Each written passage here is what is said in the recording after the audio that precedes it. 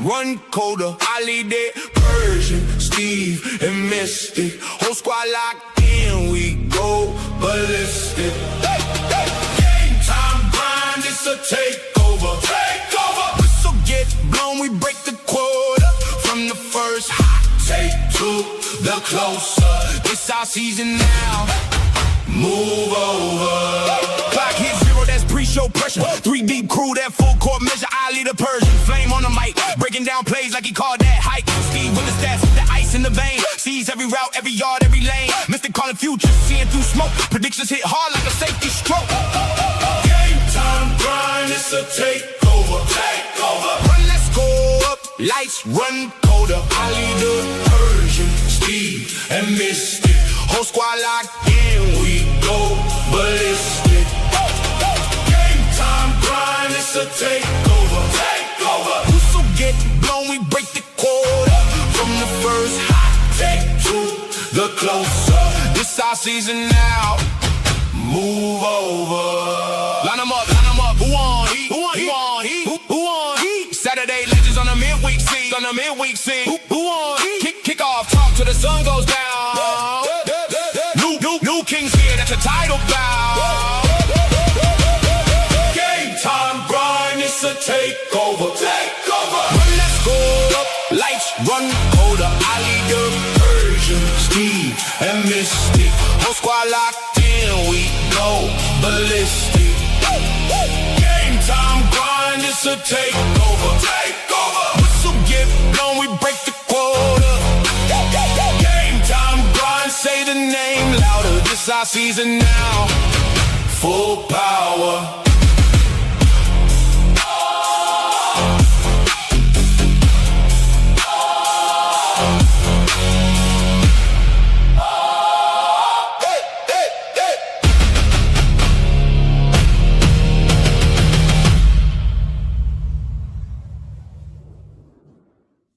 Good evening, ladies and gentlemen. Welcome to a brand new episode here on 4th and 10. I am your host, Ali the Persian. I got my boy Steve next to me. How's it going, Steve? How's everything been? And doing good. Another great day. Ready to get this started. That's true. Every day is a new day, as I like to say. That kind of rhymed. Just realized that. Yeah, it was a great weekend. I had fun with family. Caught up on some shows. Did some hobbying that I did on Saturday. It was pretty good, fun stuff.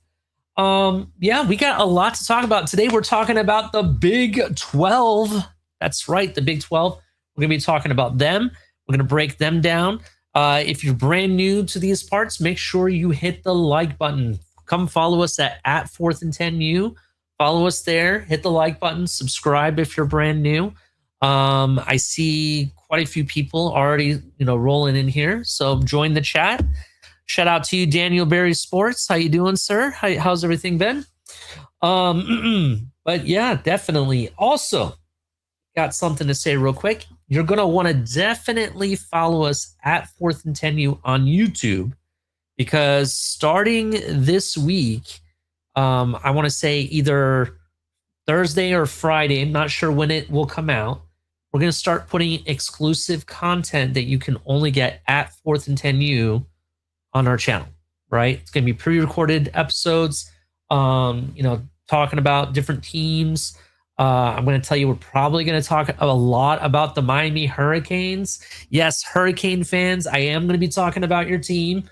Me and Steve are going to break you guys down, talk about what to look for, maybe talk about, your new quarterback a little bit more, what to expect, and some early projections, right? So we're going to be talking about that in that episode. So again, follow us at 4th and 10U on YouTube. Go there, and you can watch us there. If you're on the TFTG side, you won't be able to see it. You have to come to at 4th and 10U. I'm going to put it straight to publish once it's done recording and we've edited it. And you'll be able to watch it there. So Steve, what up, Lewis? How you doing? Bro, I'm going to send you the link. Come on through if you want. You're always in our chat, man. You're just as deserving to be on the show. I'm going to go ahead and send the link just to Lewis. If he wants to come through, he can. See if he has anything on his mind. Oh, gotta love technology. I'm going to send it to you on X, is where I'll send you the link, Lewis, just so you know.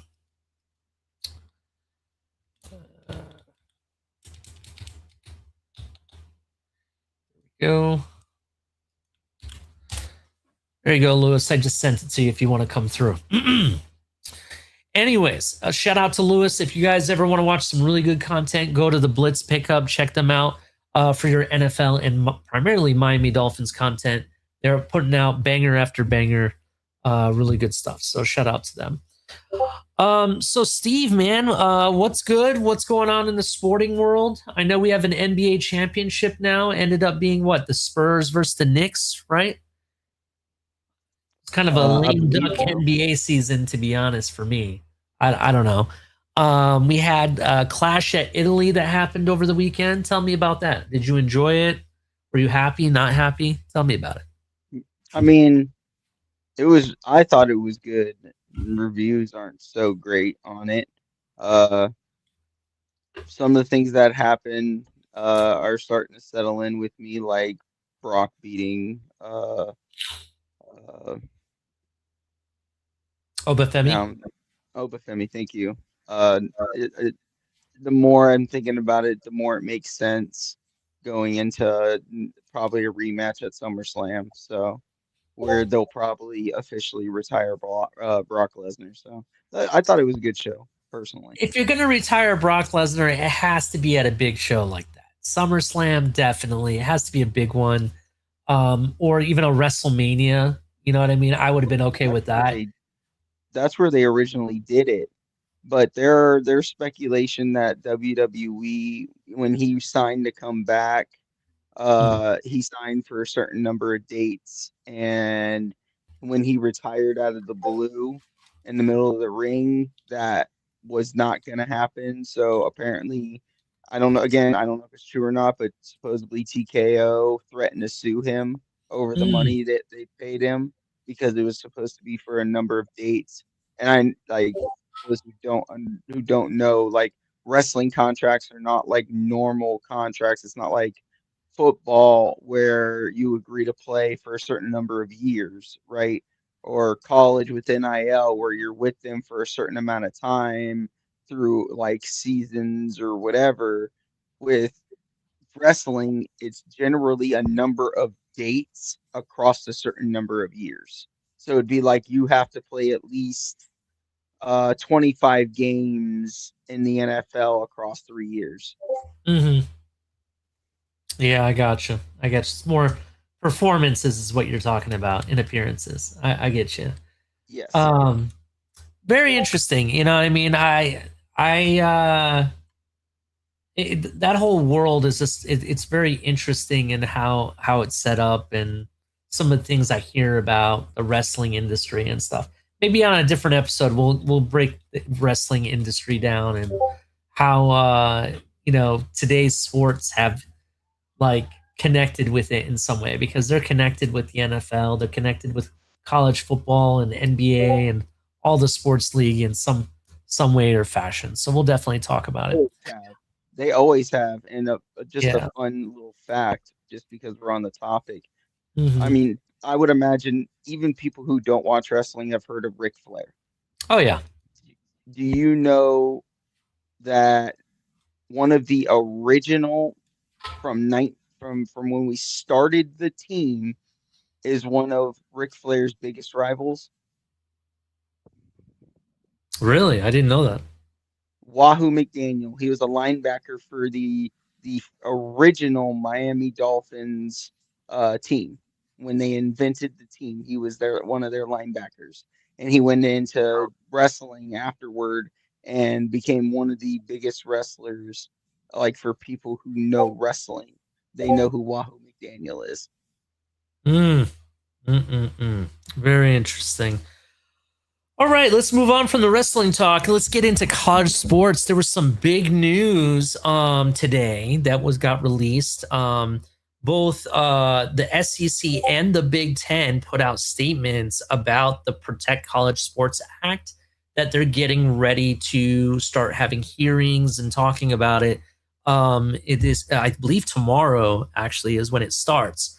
But for people that don't know, the Protect College Sports Act of 2026 is a bipartisan bill introduced by the Senate by Ted Cruz and Maria Cantwell, along with Senators Eric Schmidt and Chris Coons. The legislation is designed to bring stability to college athletics by creating a national framework for NIL, name, image, and likeness, transfer rules, eligibility standards, athlete protections, and NCAA governance. The NCAA needs governance. They don't have any governance. It is really bad. They need, to be honest, in my opinion, outside of whatever you guys think, I think the NCAA needs to be abolished, and they need a new institution to really hold down the law. Because right now, if you don't know, with NIL, the transfer portal, with all the recruiting and the type of recruiting that teams are doing nowadays, it's the wild, wild west. That's exactly what it is right now. There's no law and order. But the major provisions is NIL regulation creates a single NIL standard and overrides current patchwork of state NIL laws, requires NIL deals to serve as a legitimate business purpose and be based on fair market value, gives NCAA and the proposed College Sports Commission authority to investigate and regulate NIL agreements. So it gives them the right to do that. Attempts to prevent booster collectives from functioning as a direct recruiting inducements, just so you know that. Also, transfer portal changes. Instead of having multiple transfer portals, they're looking to have you get one free transfer, and then if your college, if your head coach quits or gets fired or moves on, then you get another one. After that, I believe it's subject to approval. Is that correct, Steve? Do I have that right? That's what it's basically stating. Yeah, so it also includes anti-tampering provisions aimed at limiting poaching of players. Eligibility limits. This has been a big one over the past couple of seasons. You looked at the quarterback from Ole Miss who, I don't know, did he finally win? Is he able to play next season or not? The whole deal with Shambles. Yeah. Shambles will be back. And then you had, who was the other guy? The Sorsby, the guy who got in trouble for gambling.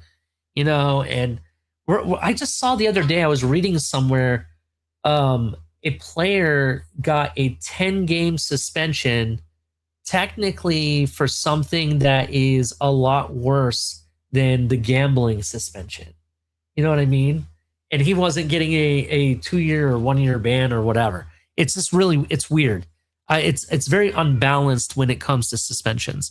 But this establishes a 5-year eligibility cap, prevents former professional athletes who received compensation beyond prize money from competing in NCAA sports. I didn't even know they could still do that. Athlete protections. The bill also includes guaranteed scholarships, extended health and medical coverage, improved injury protections, and representation with governance structure of college athletics. I kind of like that. I think that should be given.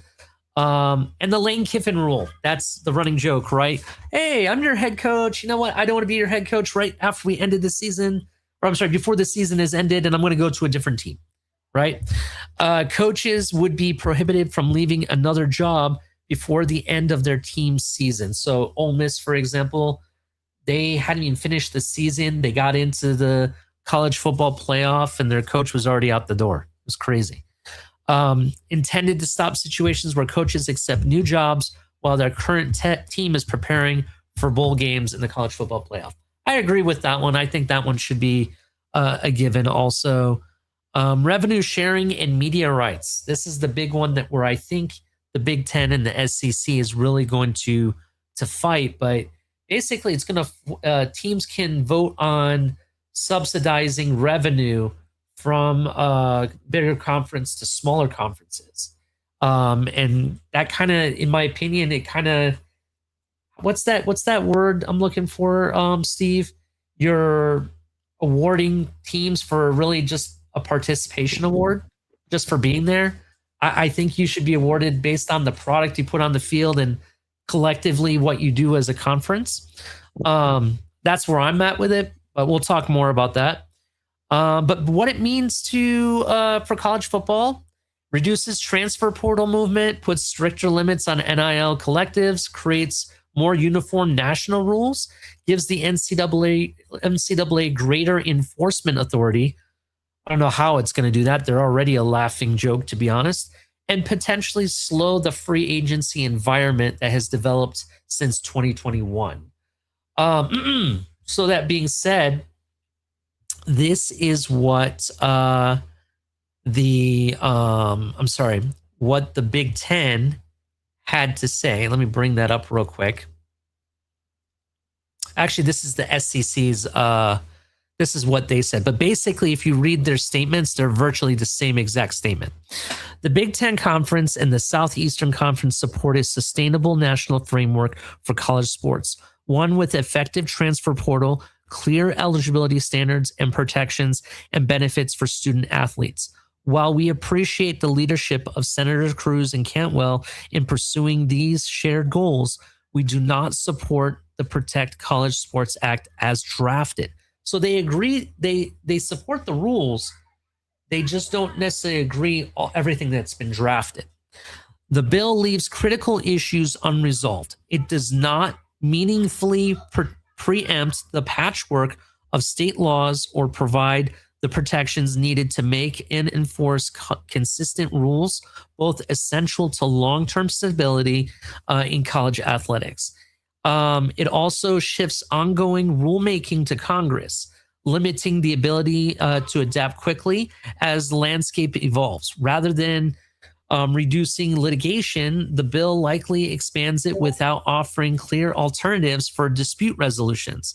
Finally, the bill alters the House settlement and revenue sharing framework in a way that may result in fewer student athletes receiving direct revenue share payments. We are committed to working with the Senator Cruz and Cantwell and other members of Congress to improve this legislation so that it can provide lasting stability for college athletics. I kind of agree with them. I do agree. I can see how it does take some of the revenue away from students. And what I mean by that, when you look at like the Big Ten or the SEC, or even, I'll even say the Big 12, who have, arguably, I would say they have probably the top three national TV deals, right? The Big Ten has Fox Sports, the Big Ten Network. The SEC has ESPN, ABC, even the SEC channel, to give you an example. For me, I kind of feel like I can see what they're talking about. If you have 75% of the FCS or FBS rule that, they need to tap into some of these TV deals, that's going to force places like the Big Ten, the SEC, the Big 12, other conferences, let's say the ACC. I think the ACC has a TV deal as well. And it's going to force them to have to infuse some of that revenue that they get from that and infuse it towards conferences like the MAC, the AAC, the Mountain West, the Pac-12. I don't even know they still exist, but yeah, these conferences are starting to have to get paid for not having these deals, right? Well, for me, that's going to, if I'm a college or a program, let's say I'm a college football program, that's going to take away from revenue that I can pay new recruits with, that I can pay NIL money out with. I won't necessarily be able to be competitive with all these different schools when it comes to recruiting and stuff. I understand there's a money issue, but ultimately I don't want to take money out of the players' hands either. So is there a right answer or wrong answer to this? I'll tell you what the right answer for me is that I feel that the smaller conferences need to start putting out better content. If they put out better a better product and make more wiser decisions when it comes to the TV deals that they're in. um, I think that they won't have to tap into the revenue of the bigger schools.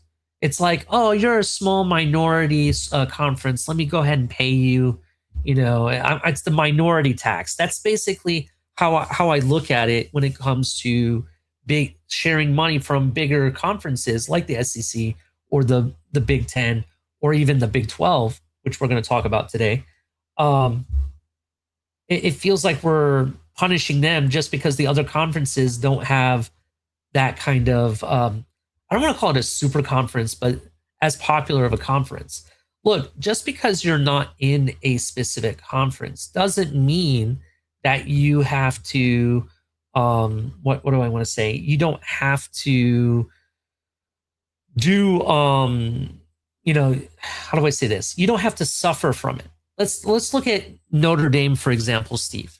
What do you think about Notre Dame? Notre Dame's not in any conference, but I'll tell you, they get a lot of national coverage, right? They get paid. They make smart financial deals, right? I think it's just a matter of putting your money in the proper places can help you, not just in the long period of time or just for you as an individual, but can help your conference. Maybe these conferences need to look at their TV rights negotiation and make it fair across the board for all the teams. When it comes to I know the ACC has had some TV rights issues. Like I'll give you an example. I don't know if it's still this way, but I think Hurricane games were being played on Bally Sports at one point. Am I right about that, Steve? It was only on Bally Sports. I didn't have Bally Sports. I couldn't watch any Hurricane game. I live in South Florida and I can't watch a Hurricane game, to give you an example, right? I think that's kind of messed up. I think you need to make more smarter decisions. There's a lot of TV networks and ones that are readily available for teams to be on the national stage. Let it be CBS, ABC, NBC. You own Saturdays. Use it wisely. To give you an example. What do you think of Steve? What do you think of this, Steve? Do you agree with what the SEC and Big Ten are saying? How do you feel about it? I mean, we've talked about them somehow creating a limiting basis on all of this stuff because there is an imbalance across all of college sports, and it's something that I was just gonna comment on that too. It's something kind of like you and I were talking about backstage. That they need to find a way to balance across the board because at the end of the day, it's like if the NFL had three teams and the Chiefs, the Eagles, and the Patriots, right? They had all the money, all the boosters, and so they get to buy all the players in the league, and everybody else has just kind of got to figure out the scraps. So I do think that the way the bill was set up is they're trying to promote kids going to the smaller schools, and the bigger schools don't like it because they're losing money from it, because ultimately it's about making money. It's not about putting the best program on the field. If I'm making sense in what I'm trying to say. Like, from an overall perspective, and we talked about this, right? Because What we conference are agree. you referencing? What conference are you referencing that it's that way though? Because I'll just to put my point in the sand real quick. The SEC and Big Ten, though, yeah, it's more money. I get it. They put a pretty good, darn good product on the field and on TV. But they do. You know what I'm saying? But So it's because it's pay to win. That's pay to basically win. what college sports have become. And it's getting really close to being a 100% thing where you can just buy to win. I mean, what did we talk about Indiana last year? Like, we talked about how, before Kurt Cinetti got there, they were this losing thing and they didn't win anything. But you also know what they did once Kurt Cinetti got there? They paid. They spent money. They Yeah, went and they had, what was it, the second oldest, if not the oldest team in college sports? They were Like, the most losingest team in college sports. Yes. well, no, I'm talking about age-wise. They Oh, had a bunch they were the of oldest. Yeah, they were one of the oldest teams. What he did is he tapped into the transfer portal and brought in players that were veterans, right? They weren't necessarily five-star athletes, but they've been in college enough to know how to play college football, how to maintain their body, and knew how to play a role big time.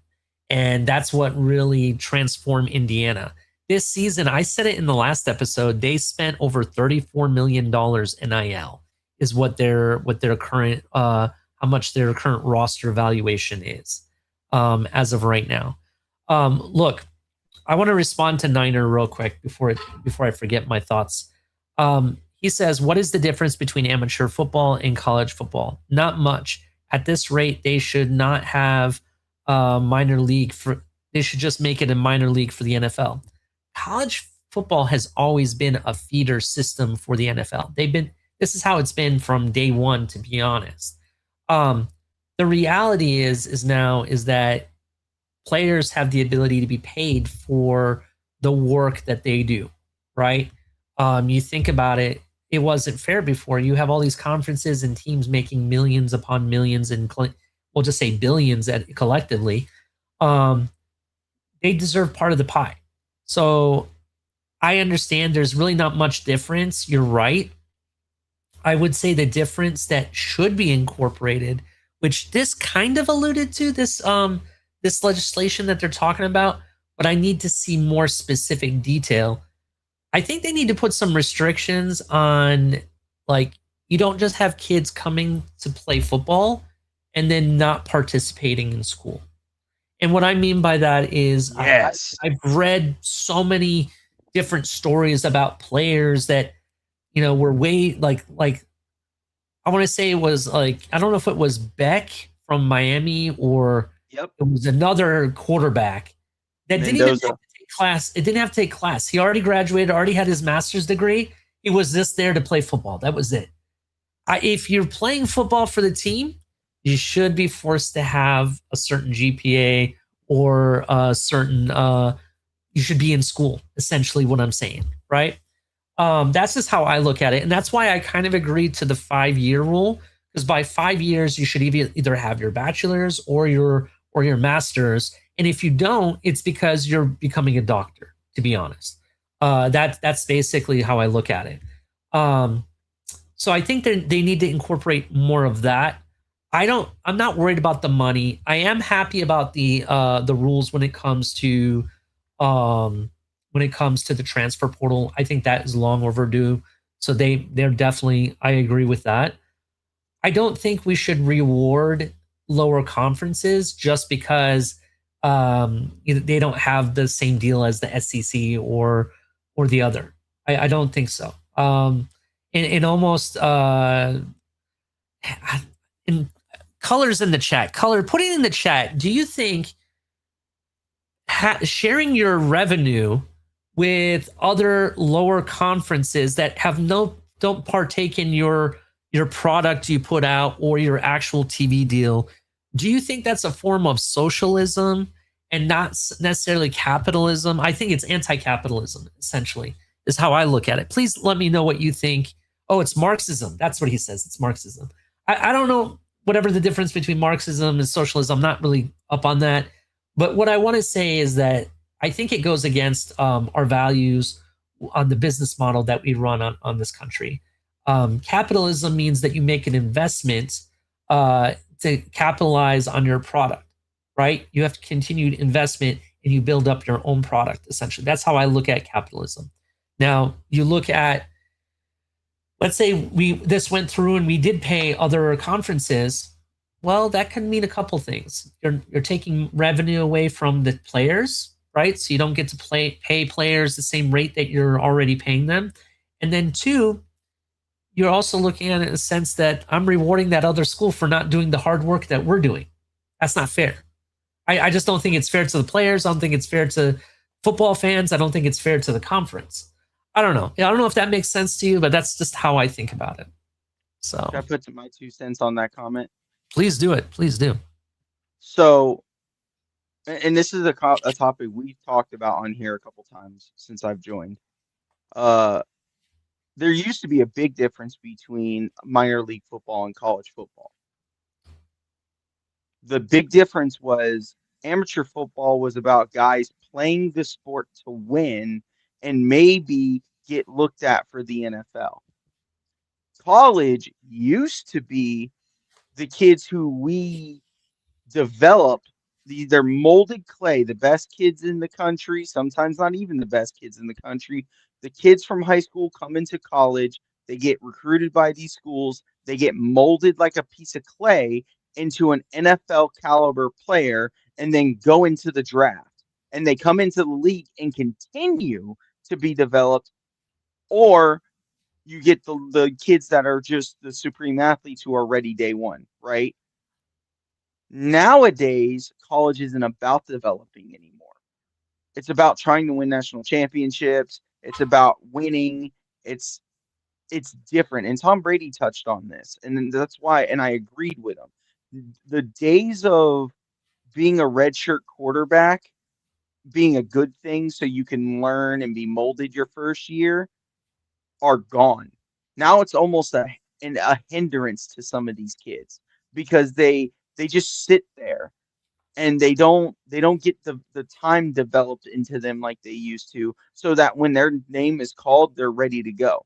Now, we saw a semblance of this last year with one of the teams we were going to talk about today in the Big 12, so I don't want to go too much into that. And uh I can't. I'm not even gonna attempt to say his first name. It's like Brennan Morton, who took Texas Tech to the playoffs after both the starter and the backup got hurt last year. Mm-hmm. So it's a whole thing. Like they need they need to find a way to get back, in my opinion, to the development stage, because I think the NFL is even suffering from it, that these guys are coming in and they're not developed. They're just a bunch of raw players who need time to figure it out and then eventually become good, but then it's time to pay them.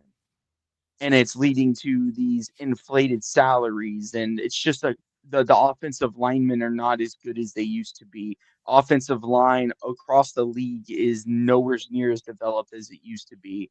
Like it's a whole thing, a whole, so what I'm looking for, um, or phrase I'm looking for. It's like the snowball rolling downhill, right?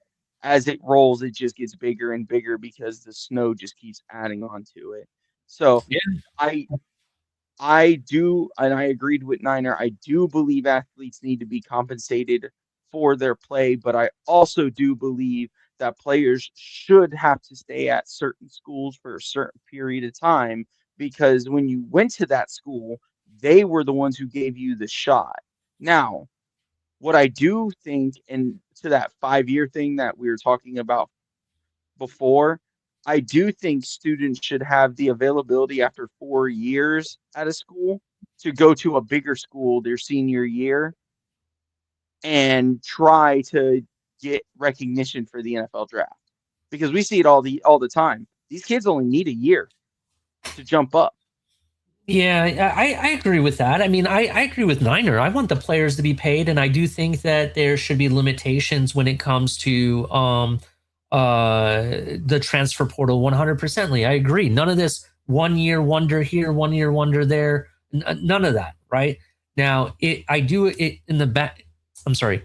In previous years, it was like that, where you stayed at a school for 3 or 4 years, and then the last year you transferred out, right, to work on your craft or whatever. But now it's like, oh, I'm a freshman, I'm going to go here for a year. Oh, I didn't get any as much playing time I like, I'm going to transfer to Kentucky or Alabama. Oh, who's offering? Who was the guy, the quarterback from Tennessee that went to UCLA of all places? Remember, we sat here for like 2 weeks trying to figure out where he was going to go, and he ended up going to UCLA for lesser money too. And he went to a state that has some ridiculous taxes. It's not even funny, to be honest. It's so expensive to live there too. I don't know. It just financially, it didn't make sense, and it didn't make sense for his ability either. But I don't know. It's going to be interesting. We'll see what happens with this legislation. I just want certain things to be ironed out. but I also don't want the level of talent to diminish. I already have issues with that, being the fact that players are being paid in a sense, so they don't necessarily have to put full effort in for that big payday in the NFL. But I don't want the level of talent to diminish even more, because some of these crazy rules that are, or no rules, I would say, that are going on now. Everybody hit the like button. Everyone watching, thank you so much. Make sure you hit the like button. Just as a reminder, please follow us at 4th and 10U on the 4th and 10U channel. I know a lot of you are watching from TFTG. That's fine, but come over to 4th and 10U. Please follow us there. Starting this week, either Thursday or Friday, probably Friday afternoon, we're going to start posting exclusive content, an episode here or there, that will only be found at 4th and 10U. Just so you guys know that, not on the TFTG network. We'll still do live shows every Tuesday that you can find us there. But when it comes to these pre-recorded episodes that we're going to, like, for example, Color would love this, we're going to break down the Miami Hurricanes, right? We're going to give you a complete breakdown of this year's Miami Hurricane team, what we think they can do, what they can become, maybe some projections. We're going to break them down in our first pre-recorded episode that we're going to post there. All right, so hit the like button. We're going to talk about the big bad Big 12. So the Big 12. So the 2026 Big 12 season is shaping up to be one of the deepest and most competitive races in college football. Unlike conferences like the SEC or even the Big 10 or ACC, unlike those conferences, there's not just one clear favorite. There's like as many as 6 teams that have a legitimate chance of actually winning the Big 12. Most preseason rankings place Texas Tech, the Raiders, BYU Cougars, Houston Cougars. That's funny. I didn't realize Houston was the Cougars. I'm not sure if that's correct, though. When I typed this out, I might have that might be wrong. I have to check that. But Houston is in the Big 12 for sure. Arizona Wildcats, the Utah Utes, and Arizona State Sun Devils at the top of the league, with Texas Tech and BYU entering the summer as slight favorites. That's kind of what the projection is right now. Texas Tech remains loaded despite the departure of quarterback Baron Morton, who finished his career with 8,986 passing yards and 71 touchdowns. The Red Raiders landed former Cincinnati star Brendan Sorsby, who's viewed as one of the conference's top signal callers, and give Joey McGuire's program another legitimate college football playoff push until he was suspended for gambling. And talk about a crazy situation. One day we're going to have to really break down the current situation with Brandon Sorsby, but that whole thing is just crazy what's going on right now. So all the way down to sending money to somebody in another state to bet just for so he can get away with not cheating, but gambling. So really weird. And did you see he was gambling a lot on Indiana? The Indiana games is what he was putting a lot of his money towards. Surprising. So that was kind of nuts. BYU enters the 2026 as after a 12-2 campaign and Big 12 championship game appearance. The Cougars return one of the conference's most complete rosters and are expected to contend with the title behind a veteran offense and one of the league's most strongest defenses. Arizona remains dangerous thanks to quarterback Noah Fifita. I'm sorry if I cannot say that. That's Fifita. Fifita. Maybe that's how you say it. I'm not sure. Who rewrote school passing records and helped engineer a dramatic turnaround in 2025. Arizona State also remains a threat after providing in 2024 breakthrough was proving that it was no fluke, while Utah hopes dual threat quarterback Devon Dampier can lead the Utes back to the top during a transition period following the retirement of legendary coach Kyle Whittingham, who ended up not retiring, going to Michigan instead. Crazy. I thought he was going to retire. But he ends up becoming the Michigan head coach. Houston, quietly as one of the league's most talented rosters, could be a surprise team that crashes the playoff conversation. So let's get into it. Where do you want to start? What team do you want to start with, Steve? I think we leave the best for the last, and we go ahead and start with the BYU Cougars. The Cougars, okay. BYU may have been the most balanced roster in conference. May have the most balanced conference roster. Sophomore quarterback Bear Bachheimer burst onto the national scene in 2025, throwing over 3,033 yards while accounting for 26 total touchdowns. The Cougars won 12 games and reached the Big 12 championship game behind a disciplined offense and physical defense. Bachheimer's continued development could make him one of the conference's best players by season's end. Impact players include the Bear Bachheimer, as I mentioned before, as QB. A veteran BYU offensive line is there, and their BYU's front seven on their defense.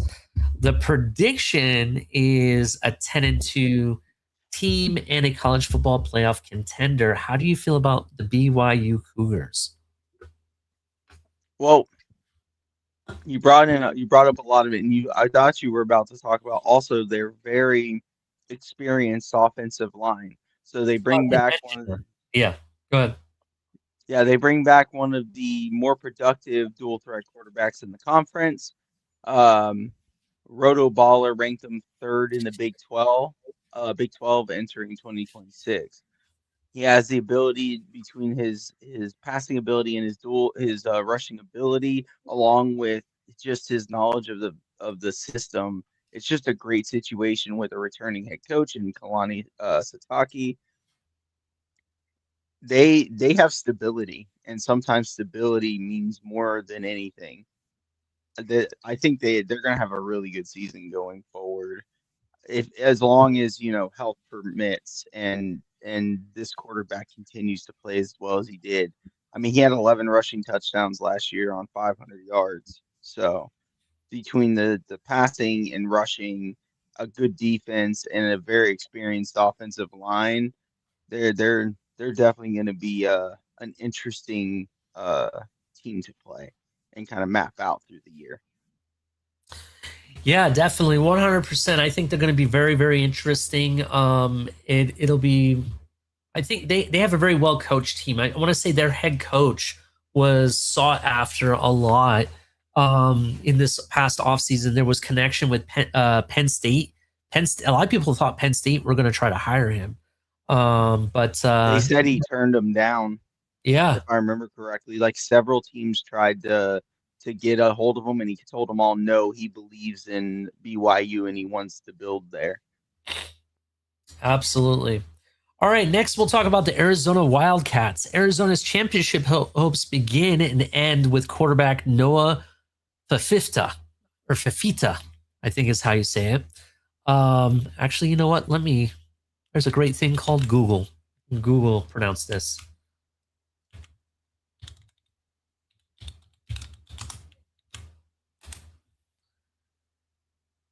There we go.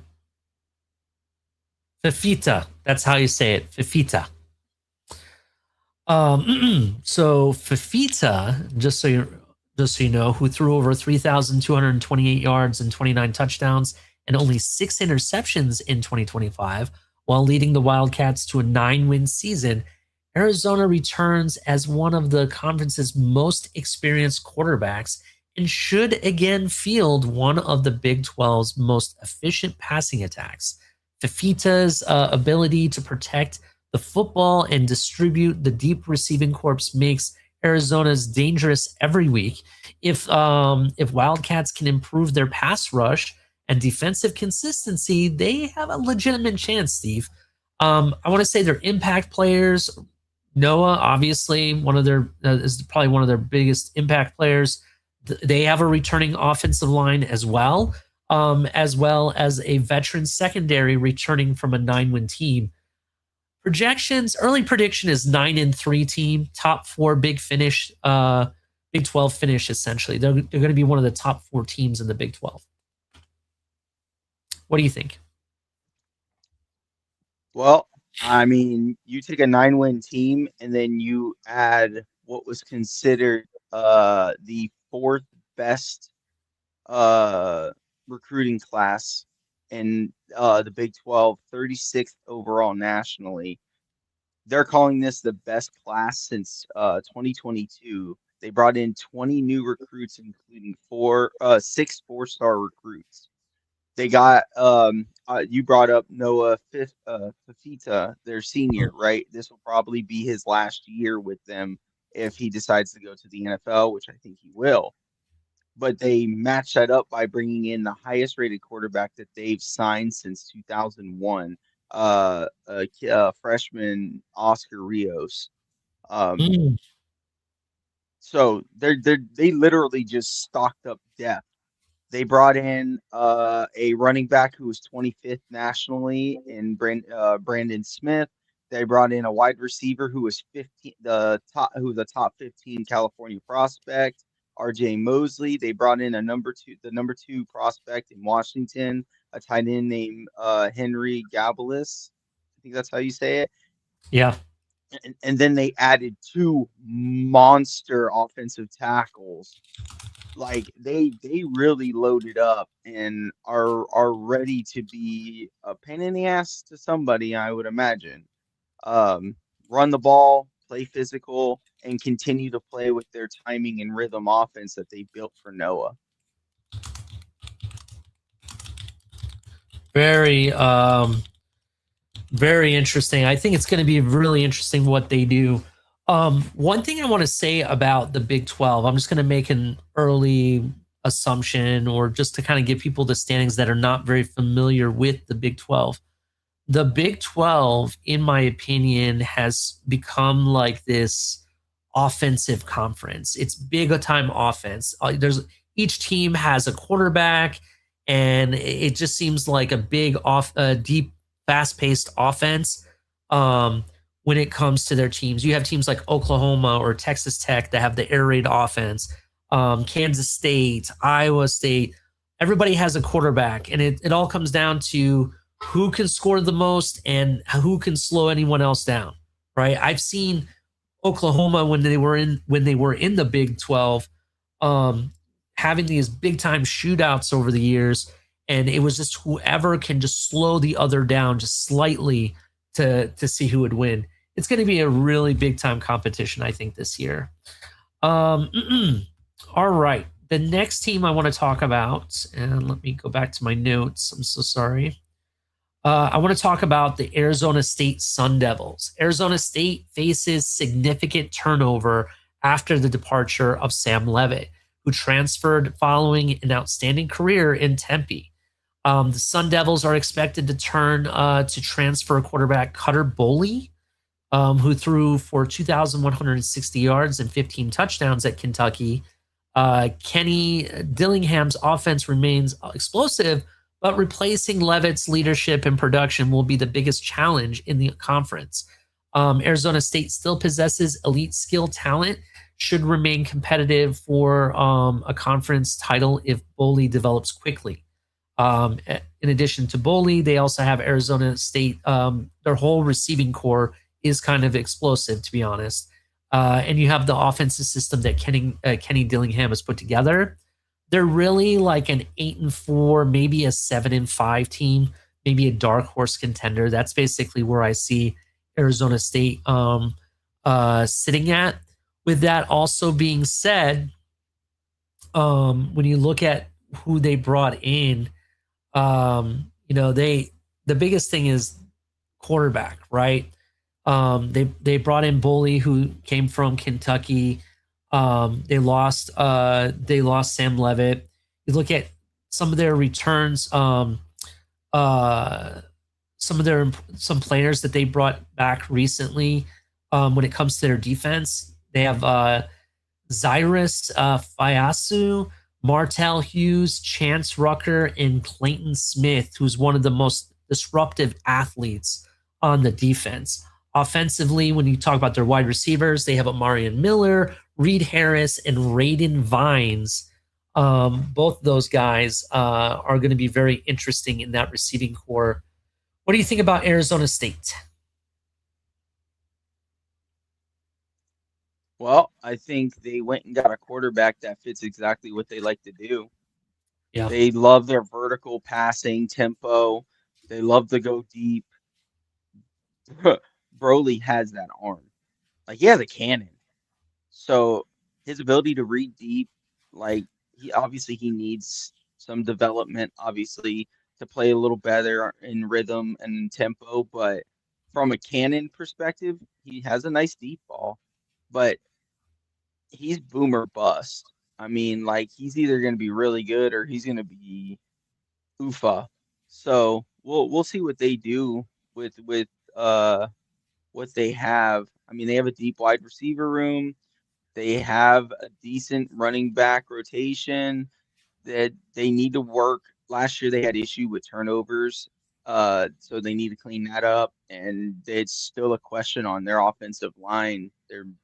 They really just kind of have a few starters, and then it's just a bunch of other dudes. So they're gonna have to hope some of the developmental guys that they brought in and tried to get some work out of step up this year. Yeah, definitely, for sure. Definitely, I agree with that. The offensive line really got to step up. And we'll see what the quarterback can do. If he can develop quickly with that cannon of an arm, definitely. I do like the receivers, though. So they still got some people on that team with some elite talent and skills. So we'll see. The next team has a really interesting story. Baylor's offense was not the problem in 2025. The Baylor Bears averaged 31.1 points and 451.1 yards per game, ranking near the top of the league in total offense. The problem was defense. Baylor allowed 32.6 points per game and one of the worst marks in the Big 12 history. Offensively, the major storyline is Florida transfer DJ No Swag Lagway. just some heat there. Former 5-star quarterback replacing Sawyer Robertson. Defensively, new coordinator Joe Klanderman has to rebuild structure, front seven discipline, and red zone toughness. Baylor's season depends on whether Lagway lifts the ceiling while the defense stops bleeding points. Look, if Baylor is anywhere what I think it is and what it has been, if they have the speedster receivers, to be honest, which they generally have speedsters on their team, DJ Lagway should have it easy. All he needs to do is throw the ball up, right? That's what he needs to do and not make stupid decisions and drop the ball, to be honest. As long as he does that, I think the offense is still going to continue to click. My biggest concern with this team is the defense. That defense has to be, must improve. They had one of the worst defenses last season, so they have to really improve. My early projection for this team is a 6-6 team. What do you think, Steve? Well, see, you kind of just explained why they're probably not going to be a good football team this year. DJ Lagway has arm. He has an arm. He has legs. He has a head. Unfortunately, there's just not much in it. This man's decision making is just disgusting. It's just bad. He doesn't read the field very well. He plays when they're open and he can see them, he's going to get them the ball. That arm can reach anywhere on the field. He'll make plays with his legs, but he's just a terrible decision maker. They have some speedy receivers. They have some big play receivers.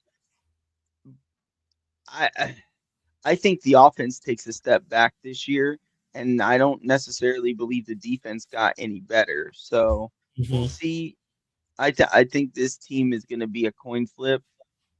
I don't know if it's necessarily 6-6, but it's definitely a coin flip every game. Yeah, it's a 50-50 game. You never know what you're going to get, to be honest. I agree.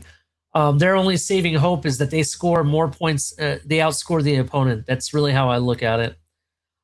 Cincinnati Bearcats. Cincinnati loses the engine of its 2025 offense with the loss of Brendan Sorsby, who transferred out to Texas Tech, but then gets suspended. He seems to be a name that keeps popping up here at 4th and 10U. Who threw over 2,800 yards and 27 touchdowns before transferring. The Bearcats averaged 30.3 points and 407.3 yards per game last season, but that production now has to be replaced. Likely JC French. That's who you're probably going to see replace some of that production. Defensively, Cincinnati allowed 25.6 per game, which is competitive but not championship level.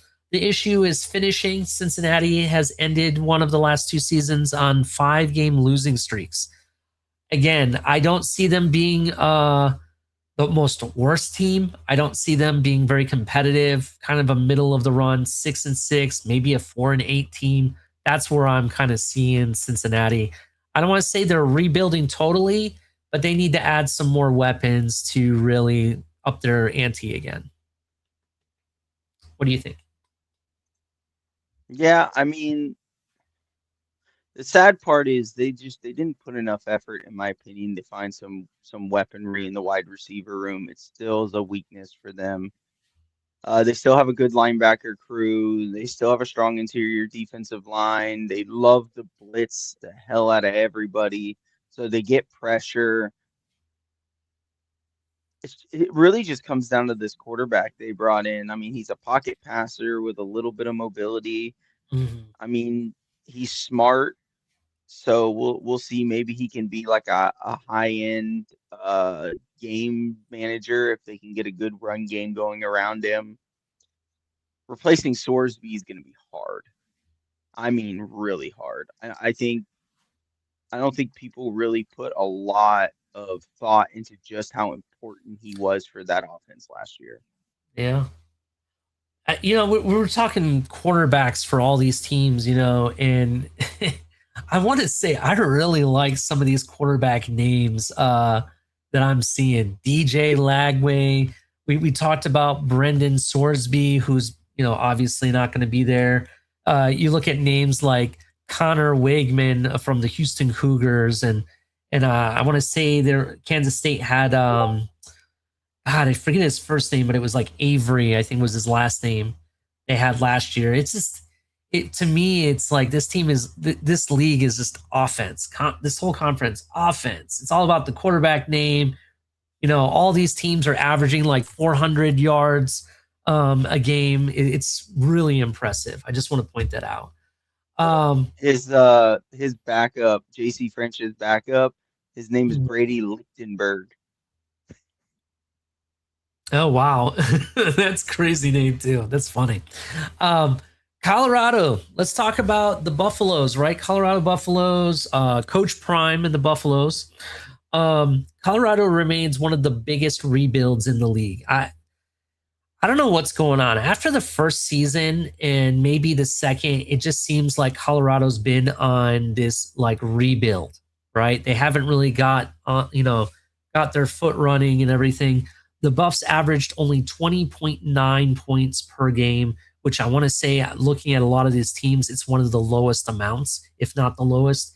In 2025, they allowed 30.5 points per game.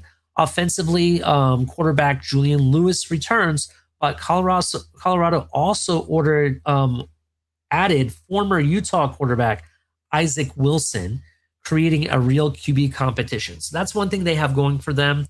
Maybe we'll finally figure out who the QB is for Buffalo. The biggest offensive loss is tackle Jordan Seaton, a potential first-round NFL prospect. Colorado also replaced both coordinators and brought in 43 portal players, so the roster will look completely different from previous years. I'm not expecting too much. I think with the turnover, you still have to build chemistry. You still have to figure out who your quarterback is. You brought in new coordinators altogether. It's like a whole different team, and they have to learn how to play together. They have to find identity. I don't want to say, I hate to say this, but I really don't think Colorado has ever had identity under Coach Prime, right? The identity was Shedeur Sanders, and then he's gone. And since then, I don't really think they've had anything, to be honest. I'm going to go ahead and say it. I think they're a 4-8 team. I wouldn't even be surprised if they're 3-9, to be honest.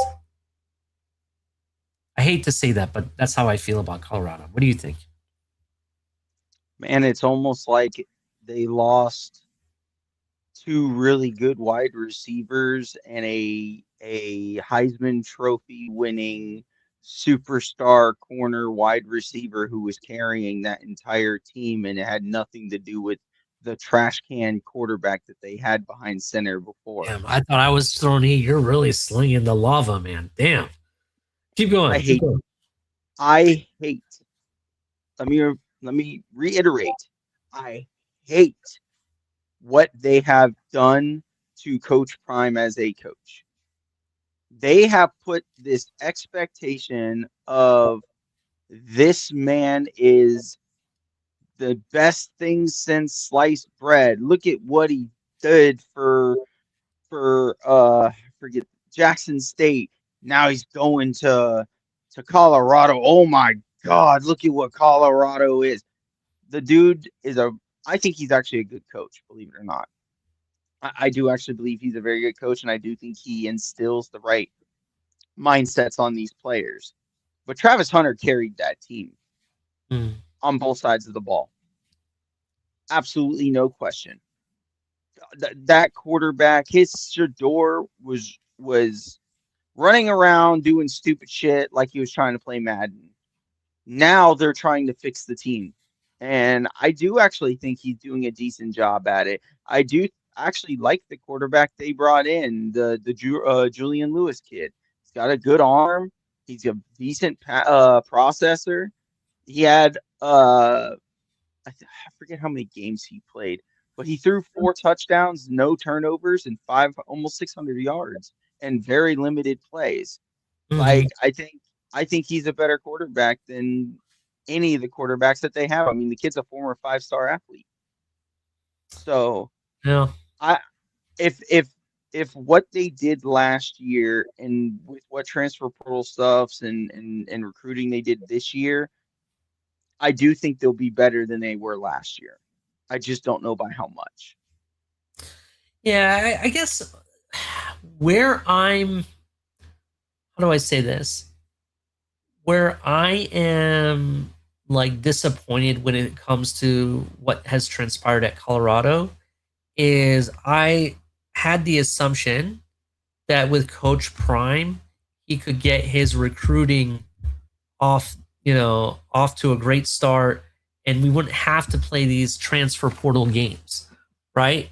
Bringing in 43 portal players in a single offseason to me feels like you're a brand new head coach and you lost your entire team.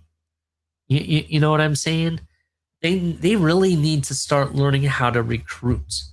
I get it. You didn't really have to work, at Jackson State, they they didn't really have the biggest destination when it comes to recruiting. I get it.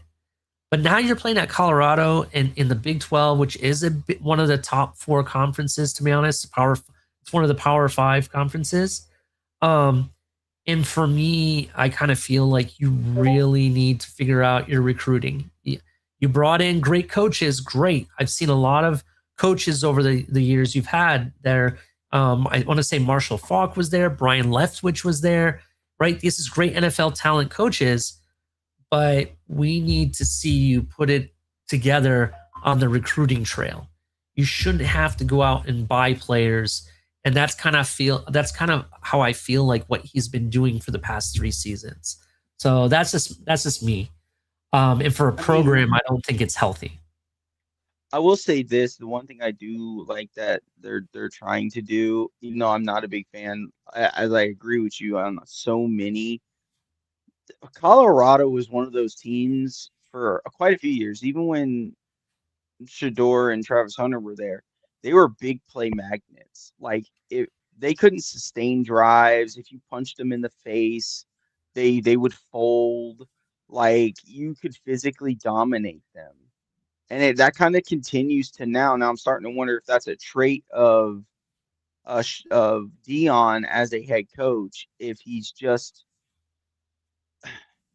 but you see the videos of him trying to instill the toughness, but I just don't know if he knows how to translate it to the field. Yeah. They're weak on their defense. Their defense is kind of just wet paper, and their offense is, if they're not hitting big plays, they're not scoring points. Yeah, absolutely. I agree with that.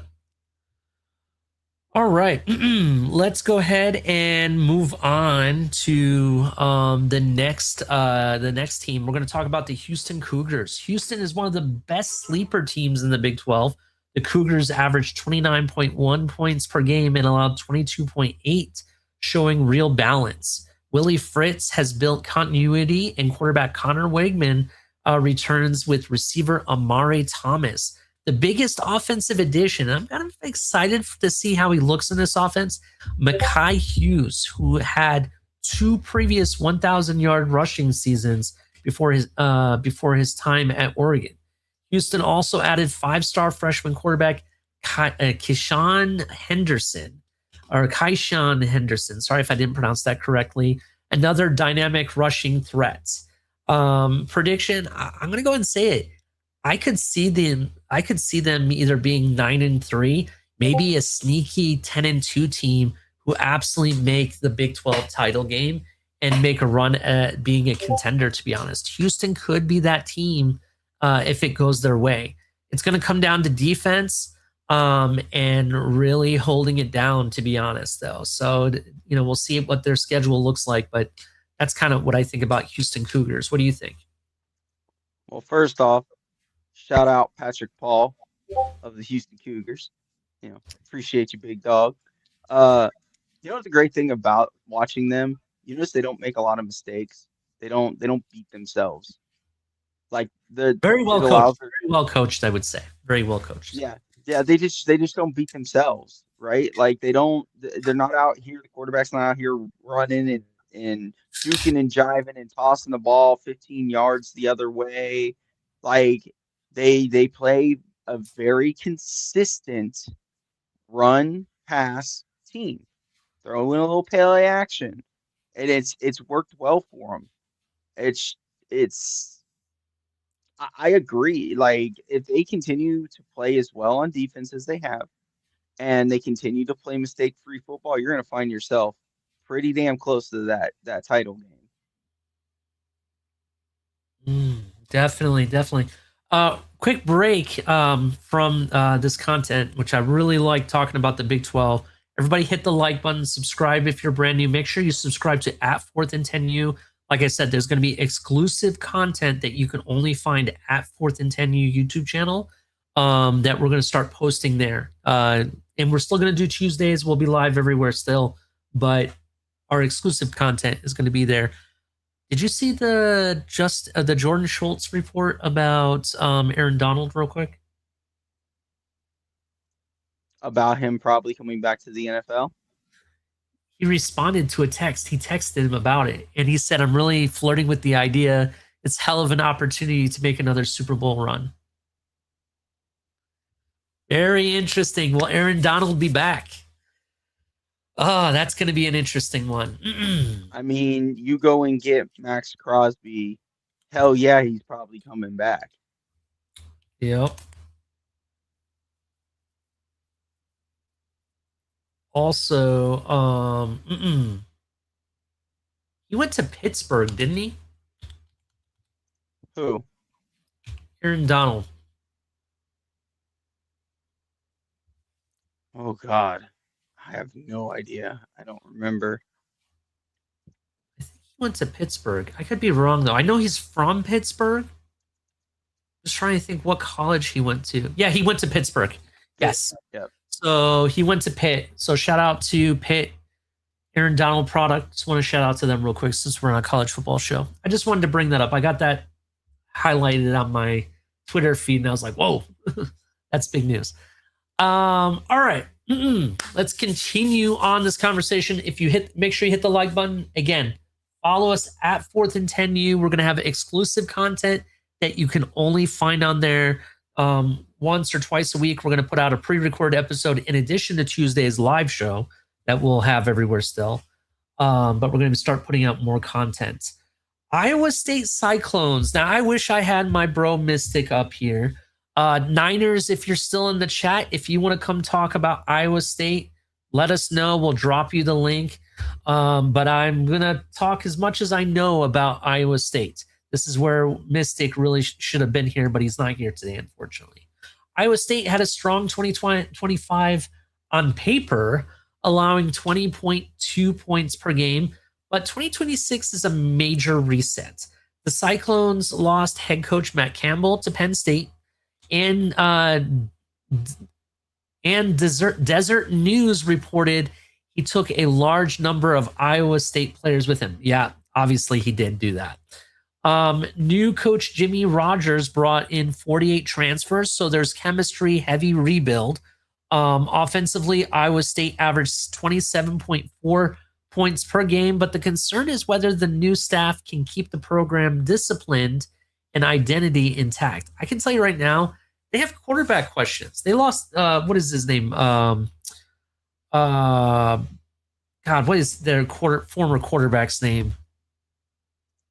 Rocco Beck? Yeah, Rocco Beck. Rocco Beck is gone, went to Penn State, right? Followed Matt Campbell. They got a lot of question marks across the board. I don't know if they're going to be able to keep their identity intact. It'll be very interesting. Some people have them as a good program, but too much staff and roster attrition. I agree. I think Iowa State is still a good program. They really just need to get through this, use this season to transition and kind of, build that foundation to move forward with. I think that's kind of what we're looking at. I don't expect them to be top contenders, maybe 5-7 or 4-8. That's kind of where I have them. What do you think, Steve? I would be lying if I could tell you who Iowa State is, because Iowa State don't even know who Iowa State is right now. They have lost. They lost. Their head coach was their identity. Like, no question. That he was their identity. Physical defense, physical offense, running the football. We have no idea what the hell that team's going to look like. I'd be amazed they win 2 games this year, to be honest. And that's not me trying to hate on them. I just, what do I go on? I don't know. Yeah, I don't know either. It's very, very interesting. I do know this though, that where Iowa State is located, the city that they're in, don't ask me what it is. I just know of it. That whole program, that university, the fans, the fan base in that area were devastated when Matt Campbell left. Like, they loved that man. I don't know how you carry a torch and follow like the same type of identity after him leaving. I don't know. It's going to be very, very hard. You had guys like I don't want to call him the GM, but the director of athletics for Iowa State crying like in tears, just talking about Matt Campbell. So it's going to be really, really interesting. But yeah, let's talk about Kansas State next. Look, for me, Kansas State, the Jayhawks, actually not Kansas State, Kansas Jayhawks is who we're going to talk about first. I'm sorry. Kansas averaged 28.1 points per game in 2025 and allowed 26.8, which shows that they are very competitive but inconsistent. The major offensive loss is longtime quarterback Jalen Daniels. The Jayhawks are now looking. Actually, is it the same Jalen Daniels or is it a different one? Let me look that up. What are you talking about? It's the backup quarterback that signed with the Bucks. Oh, that's right. It's not a different Jaden Daniels. Yeah, Daniels. I'm sorry. Their name looks so similar, similar. Similar. Yeah, it looked very similar. Can't even talk today. Wow, this is how you know I'm tired. The Jayhawks are now looking at quarterback competition between Isaiah Marshall and Cole Ballard. The positive news is return of offensive coordinator Andy Kotelnicki, I think is how you say it, who previously helped spark Kansas' offensive rise before leaving for Penn State. Defensively, Kansas is replacing talent on multiple levels and must become more physical in league play. I want to say there's major uncertainty at QB. I think the biggest news for Kansas is the QB battle. We'll definitely see what how the offensive coordinator clicks with the QB and how he develops. I'm going to go ahead and say I think they're a 5-7 team, maybe 4-8, something like that. I think the biggest thing is the QB battle, to be honest. What are your thoughts, Steve? Yeah, I mean, I believe Marshall was a redshirt freshman last year, right? Yeah. I think that's what he was. I mean, it's another one of those situations where like it comes down to who I think will win. I do think they'll stick with Marshall as their starter. I mean, he has the traits. It's just, will he put it to the field? And then that defense has got to get better. It wasn't good enough last year. We saw that. It just is what it is. They got some stuff to figure out. I was not a big fan of Jalen Daniels, not Jalen Daniels. Jalen, yeah. He was mobile. He had a decent arm. They tried to highlight him during the East-West Shrine Bowl, and he got overshadowed by the quarterback that ended up signing with the Dolphins, which I cannot remember his name off the top of my head, but he was at Iowa last year. Yeah, I don't know. Kansas has some things they got to figure out. They were not explosive. Their defense was just okay. They need better from defense, and they got now a young quarterback who's in his first year starting, who was a redshirt freshman. So, they got to see what he's got. Yeah, I agree. We got to see what he has, and we'll see. That team, like I said, I think they're middle of the pack, maybe on the slight lower end of the middle of the pack. But their biggest question mark is going to be the QB battle. So we'll see what happens there. Now we can talk about Kansas State, the Kansas State Wildcats. I've been kind of, if I have to pick a Big 12 team, to be honest, it's either going to be Texas Tech or, in my opinion, Kansas State. I like both teams, to be honest. Those are the teams that I like. Over the years, I've watched Kansas State. They had Will Howard. Famously, they had a former Miami Dolphin quarterback that we'll not name, that a lot of people hate on. But they've been one of the more physical and competitive teams over the years. Even the corner that we have with the Miami Dolphins right now, Juju Brents, he went to Kansas State, right? And one thing I know that they always brought was physicality to the game. And I really appreciated that for what it was. And they also most recently had one of the better receivers, I want to say, coming out of college, I want to say this past offseason. Who was the receiver that came out recently, got drafted? Was it Boston? Was it Boston?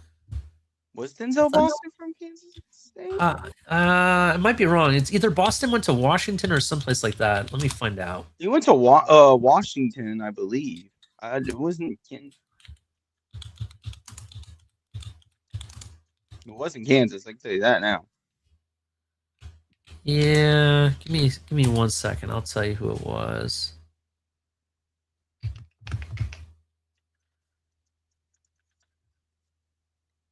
Maybe it's J.C. Brown I'm thinking of. I don't know. I'll come back to that. I know they had someone get drafted recently that was a wide receiver. Juwan Jennings went there, didn't he? Juwan Jennings did go there. Um, no, I was wrong. They didn't have any receivers selected. I thought they had one. Yeah, I was gonna say I know Boston went to it was either Washington or Wisconsin. I think I'm it was pretty sure Washington. Boston went to Washington. I know for a fact he did. Okay. All right. Well, I'll come back. Let's come back to that thought. I thought they had a big time receiver there at one point. Maybe I'm thinking of a different team. But the Wildcats, like I said, they averaged 29.4 points per game, but it allowed 26.7, which is too average for a program that's built on physicality. Like I said, they always had physicality. The key returner is quarterback Avery Johnson. And one thing I want to say about Avery Johnson is I hope to God he comes back this season a lot more mature than that crazy season he had last season. I don't know if you guys know this, but like I want to say Avery Johnson. Did you ever hear about any of the craziness?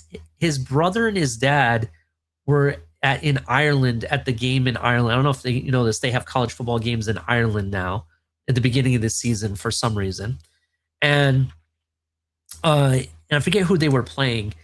And I think maybe it was Michigan or somebody like that. And his dad and his brother ended up in a domestic brawl fight outside the stadium, fighting each other. So you just lost after having like it was I believe they lost that game, and it was over a dumb mistake. And then you have to deal with this in the news that your brother and dad were fighting outside the stadium. It's kind of crazy, and I'm hoping like he kind of like separate himself from some of that craziness and comes into this season with the hopes and the expectations that I had for him last season, because I thought Avery Johnson was going to come through the scene bursting, because he's one of the best dual threat quarterbacks in this conference. He really is. The offense should become more aggressive under Chris Kleinman. Not Chris Kleiman, I'm sorry, Colin Klein, very similar name, Colin Klein, because Colin Klein's new head coach, Chris Kleinman is the old one.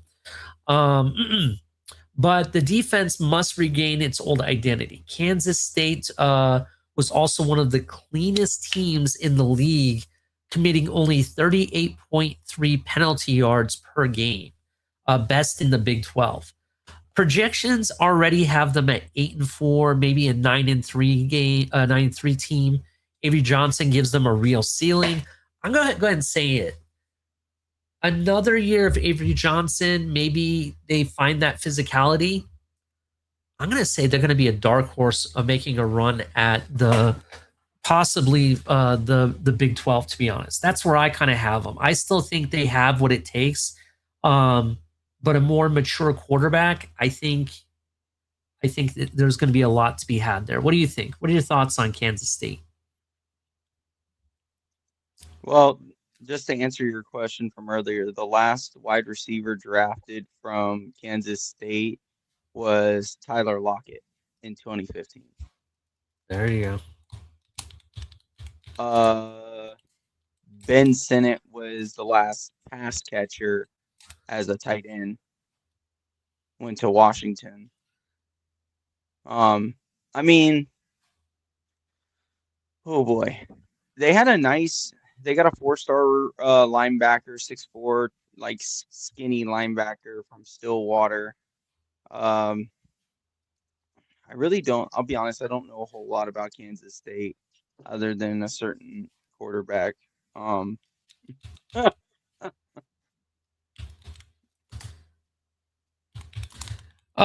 it's perfectly fine. I completely understand. Kansas State, I want to say Kansas State does play in some of the biggest rivalries when it comes to the Big 12. They have been, over the years. And Avery Johnson was, like I said, he was touted to be one of the top quarterbacks in this conference. I want to say he was part of the 2023 recruiting class. He was a 4-star, maybe 5-star recruit, I want to say. But he's a dual threat kind of guy. Will Howard, he wasn't really the dual threat kind of guy, but he could chuck the ball down the field with the best of them. And they've always had receivers, but my thing about Kansas State I always liked was their secondary. I always thought they had a really good secondary. They, how they run the ball, the physicality that they bring. So I'm hoping they can bring back that identity of what we know Kansas State football is all about. So we'll see what happens. Next team, we'll have a couple more to go over. Oklahoma State Cowboys. The Oklahoma State is the biggest boom or bust team in the league. The Cowboys were awful offensively in 2025, averaging only 14.2 points per game. And defensively, they allowed 33.3, the worst scoring defense in the Big 12. Mike Gundy is gone. That's right. New coach Eric Morris arrives from North Texas with quarterback Drew Mestamaker. That's right, Drew Mestamaker. Mestamaker was one of those names that I was surprised that he left North Texas, to be honest. I thought he would either stay there or go to a bigger program. His name was being tossed around, even not even tossed around. Some people have already started looking at him as a possible NFL prospect. I don't know what your thoughts on Drew Mestamaker is, but I think along with these other QBs, it's another big quarterback in this conference. Running back Caleb Hawkins and receiver Wyatt Young are there as well. That gives Oklahoma State instant offensive chemistry, but the defense has to be completely rebuilt. So I'm expecting a big improvement on the offensive side of the ball. But on the defense, they got to completely rebuild, find their front seven. I think the defense is really going to decide if they're even going to make a run at a bowl game or not, to be honest. That's my thoughts at Oklahoma State. What do you think? I think not only do they need to rebuild that defense, they need to continue to build that offensive line. They damn near got Ollie Gordon killed 2 years ago. Like, they took a guy who had 1,800 yards rushing and made him look pedestrian. I don't mind the quarterback, right? Like, I don't think he's necessarily like some barn burner, but he is a decent quarterback. Um, yeah, we'll see. Like, they got a lot of work. I remember being so disappointed watching because I think they hurt Ollie Gordon's stock in 2024. It just he was such a good running back in 23, and then you could just see that offensive line was just a disaster, and then their defensive line was a disaster, and it just I don't necessarily think it got better last year. So they got a lot of proving to do in the trenches. Yeah, I definitely agree with that as well. Let's keep it moving. So next up are the TCU Horned Frogs. Texas Christian University remains a dangerous offensive program. The Horned Frogs averaged 30.7 points and 421.5 yards per game. 2025, but I'm sorry, in 2025, but the offense, I'm sorry, but this offseason brought major change. Quarterback Josh Hoover, who transferred to Indiana, so Harvard transferred Jaden Craig is expected to compete for a job after throwing for more than 6,000 yards over the last 3 seasons. New offensive coordinator Gordon Sammies, I think is how you say it, is expected to build a stronger rushing identity behind an experienced offensive line. Defensively, TCU allowed 25.3 points per game, good enough to compete, but not dominant.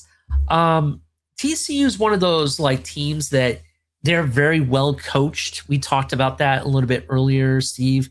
A team that they don't do anything super sexy, but they stay competitive by being very well coached.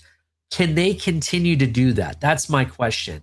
They're losing Josh Hoover, which is a big loss, to be honest. That guy, he has a hell of an arm. We talked about him previously. What do you think of the Horned Frogs? I kind of have them as a possible 8-4 team, maybe a 7-5 team. I don't know. How do you feel about them? I mean, correct me if my memory is wrong. I mean, weren't they just in the national championship not that long ago? I want to say that was like 3 or 4 years ago. They played Michigan, I believe. I could be wrong I about think it that. Let me was. look I think at it that. was Michigan. Like the team losing Hoover, who I thought was a very good player, and I mean, No, they're they bringing lost in to a back. Georgia, by the way. It was Georgia. Oh, it's Georgia. Yeah, it was Georgia. You're right. Absolutely. Yes, it was. Um, I think Beck was he the backup at that It, point? it It was don't matter. 2023. That doesn't matter though. Keep going. Yeah, it doesn't matter. Yeah, I mean, they have a good team. Like TCU generally has had good teams. They just losing Hoover is going to hurt. They got a backup quarterback that, or was a backup quarterback. He's got to prove he can be a starter for them. Uh, they had some turnovers this year. They just they got to get disciplined more. Knock out the turnovers, even though they are already a disciplined team. Knock off the turnovers, and hopefully this quarterback is what they need to replace Josh Hoover, and I think they'll be a good football team again. Again, like it's one of those things that when you have a really good coach, which they do, you always got a shot. Hmm. Absolutely. Carson Beck was the starter that season, by the way, for Okay. 2023. Yep. Definitely agree. Everyone's got a shot. We'll see what happens with the Horned Frogs. They always tend to surprise me. They win the games that I think are tough to win, but I don't see them beating the big time powerhouse teams like a Georgia or an Ohio State or I don't even see them beating Miami, to be honest. But that's just me. Let's keep it going. Next, do we want to keep best for last? Or do we want to go ahead and just go in order as I've been? We can save the best for last. Okay.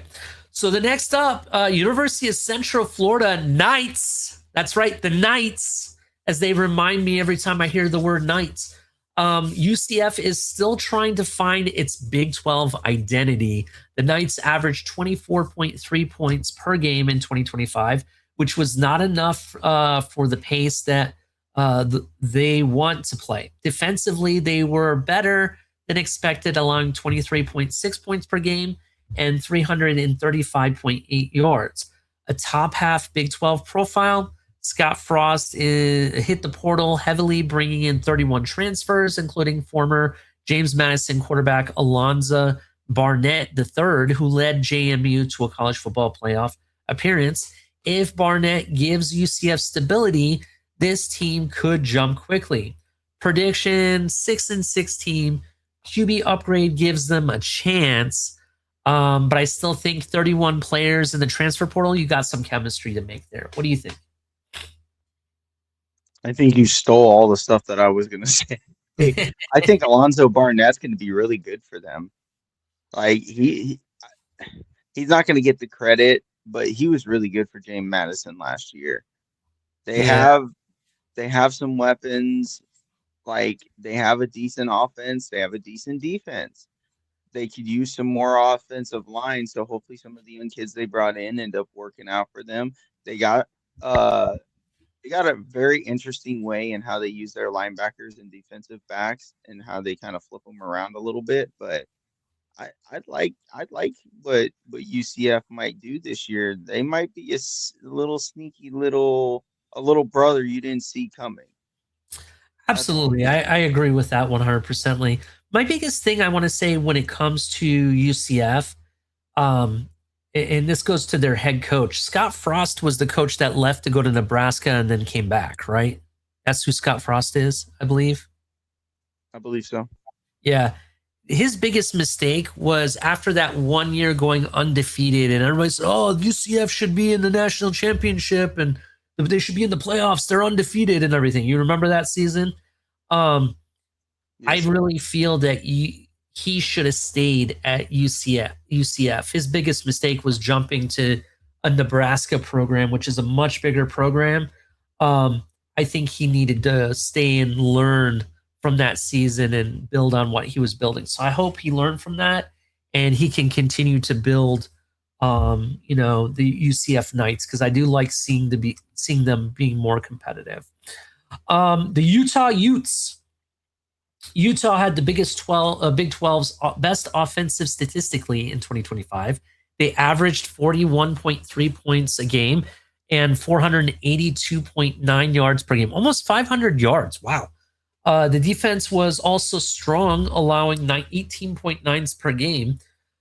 The good news, quarterback Devon Dampier and Bird Ficklin, I'll just say it's Bird Ficklin. I'm not sure how to say his first name. Return along with running back Wayshawn Parker and defensive standouts Jonathan Hall and Scooby Davis. I like that name, Scooby Davis. That's definitely a football name for me. The concern, Morgan Scalley replaces Kyle Whittingham, and Utah must replace its entire starting offensive line. That's really scary. They lost everybody on that offensive line. The Utes added transfer receivers Brendan Pagan and Kyrie Scholes, which should help the passing game a lot. A lot of people have them prediction at 9-3 or 10-2. I'm going to say pump the brakes a little bit. I have them more at 8-4, maybe a 9-3 team, to be honest, at the very high. I don't think they can win this league, to be honest. They have to replace that whole offensive line. I know people hate hearing this, but trenches do win championships, and I don't think they have the offensive line yet. Could they develop the offensive line during the season? Very possible. Maybe they do. Maybe we just don't know yet. But I'm going to go ahead and say I still don't have them winning more than 8 games, to be honest, this season, to be honest. That's where I'm at with Utah. What do you think about the Utes? I think you pointed out the biggest issue that they have. They lost not 1, not 2, but I believe 3 of their offensive linemen, correct? They lost the whole starting offensive line. Oh, shit. Yeah. So you got to replace an entire offensive line in one little short little break. Yeah. I'm going to have to see it to believe it. I am. Yeah. And you lost your head coach that has been there for quite a long time. And, people were saying he was getting ready to sign an extension. Some people were saying he was going to retire, and then he goes to Michigan. Yeah, that's kind of I think you got a lot more to work on there. I do understand you got a lot of returning starters as well as some people that can come in and, go to work right away. My issue is replacing that offensive line and under a new head coach. There's going to be some bumps along the road there right off the get-go. Let's see what happens in year 2. That's when I think Utah is going to make a big push. Yeah, they do have a decent wide receiver in Brandon Pegnan, who I think is actually pretty solid. So, they have some weapons. It's just they got to get that offensive line under control. Yeah, they definitely do. That. Oof. So, West Virginia Mountaineers. West Virginia is still rebuilding under Rich Rodriguez. The Mountaineers averaged 21.8 points per game and allowed 30.8 points per game, which explains the 4-8 season. Rich Rodriguez, I swear, has been either the 2 teams I know him from the most is either West Virginia or Michigan. And at Michigan, he was a complete disaster. The roster is almost brand new with 69 newcomers. So chemistry is the biggest issue. The late season upset of Houston gives the program something to build on, but both sides of the ball need improvement. Offensively, West Virginia needs stability at quarterback and a more explosive run game. Defensively, the Mountaineers must reduce big plays and improve tackling.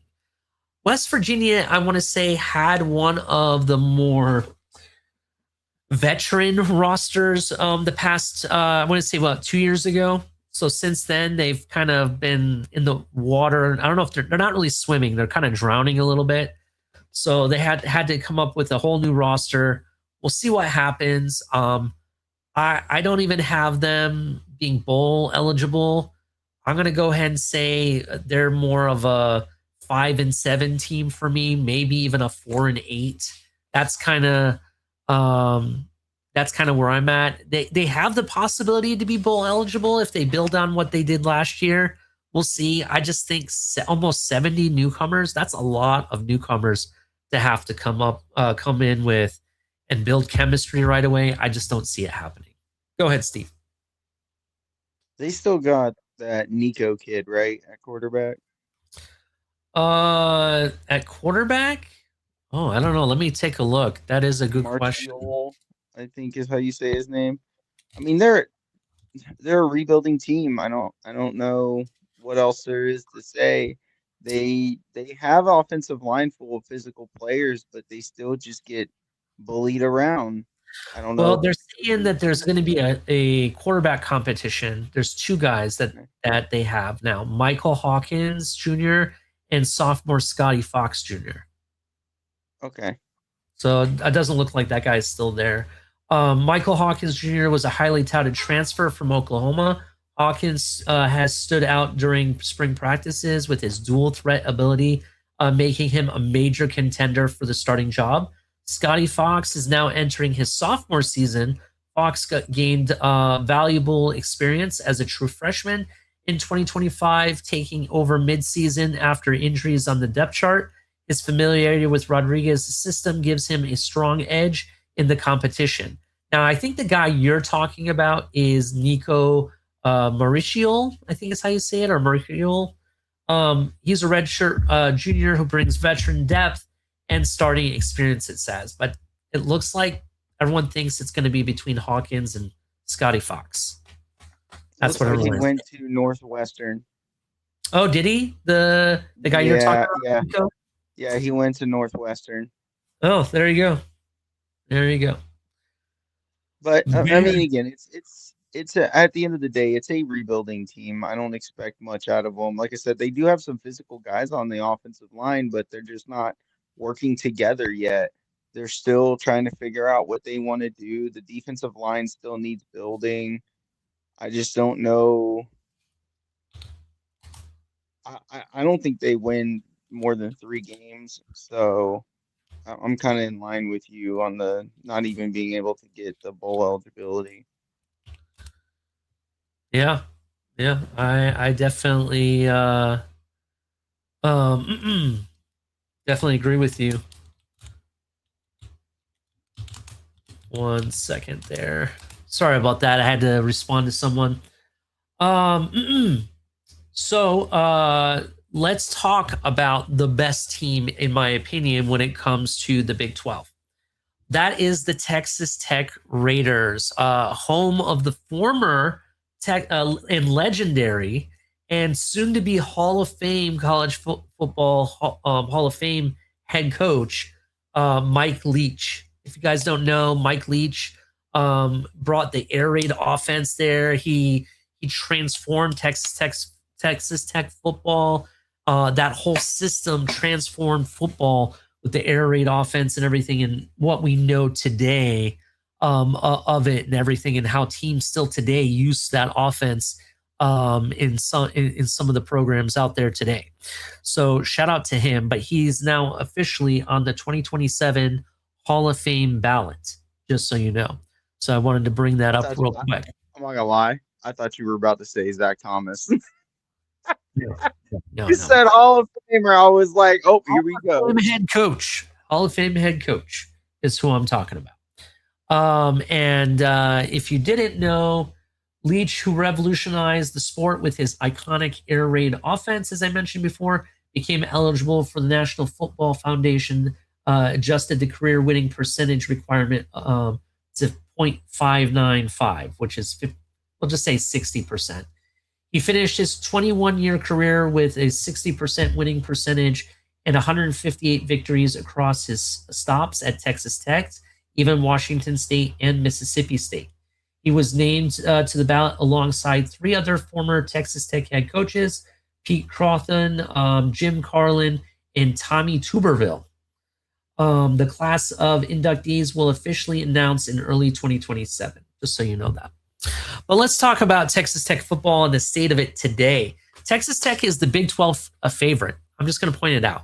In 2025, the Red Raiders averaged 39.4 points per game, over 461.4 yards per game, while fielding the best defense in the conference by a wide margin, allowing 11.8 points allowed per game and only 258.3 yards allowed per game. The concern is attrition, right? Texas Tech had 6 defenders drafted, including Rodriguez, who I cannot wait to see. He had 6 defenders drafted, including 4 in the first 3 rounds, but it attacked the portal hard and landed a transfer portal class rated number 6 nationally by 24/7 Sports. Quarterback Brendan Sorsby, who was expected to replace Brandon Morton, but his eligibility status is uncertain, making backup Will Hammond critical. The prediction early on is an 11-1, still the best roster, but QB uncertainty matters. But people are saying maybe they're more of a 10-2 team. I don't know. I think the Big 12 in some teams have gotten better, right? We talked about, some of the other teams, BYU, I think they've gotten better. I think that some of the, you look at some of the other rosters out there, I think the defenses have gotten better. The offenses have gotten better. It's going to be really come down to that quarterback position. Can Will Hammond really hold down the position, really make the plays that are needed? That's going to be the biggest question. I do think on paper, they have one of the best rosters, but can they put it together for 2026 the 2026-2027 season? It's going to be a real big question mark. What do you think, Steve? What do you think about the Red Raiders? Well, you brought up 6 defenders. They had 9 players drafted from their team overall. But we're talking about the first 3 rounds. It was 6. First 3 rounds. Oh, okay. Well, they had 9 players overall drafted, including the quarterback that led them to the playoffs last year.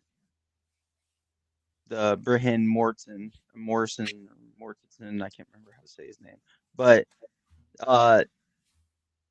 yeah, they lost a lot of talent, including, hopefully future Hall of Famer, middle linebacker Jacob Rodriguez, who was a core, and I mean absolute core piece of that defense.